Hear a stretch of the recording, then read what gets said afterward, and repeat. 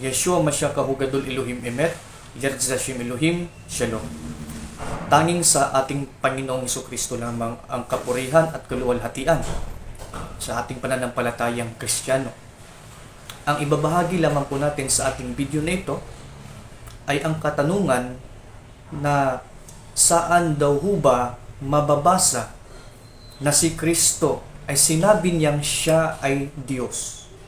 Bagamat marami po tayong mga kaibigan at mga kababayan na hindi po naniniwala na si Kristo ay Diyos, sapagkat wala daw siyang sinabi na siya ay Diyos. Yun po ay maling-mali na paratang at pagiging walang alam ho sa salita ng Diyos. At nandito tayo ngayon para bigyan sila ng karunungan at kaalaman na meron pong sinasabi ang ating Panginoong Hesukristo na siya talaga ay Diyos.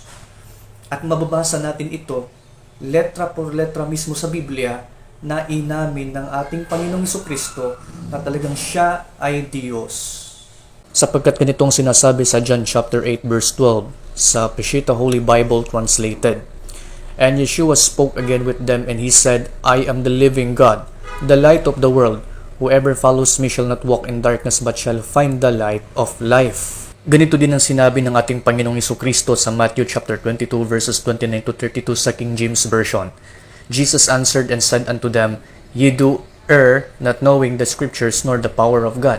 For in the resurrection they neither marry nor are given in marriage, but are as the angels of God in heaven. But as touching the resurrection of the dead, have ye not read that which was spoken unto you by God, saying, I am the God of Abraham, and the God of Isaac, and the God of Jacob? God is not the God of the dead, but of the living. So sinabi ng ating Panginoong si Kristo dito sa talata na ito, sa 32, I am the God of Abraham. Siya po ang nagsabi niyan. Sa Tagalog, sumagot si Jesus sa kanila. So si Kristo po ang nagsasalita.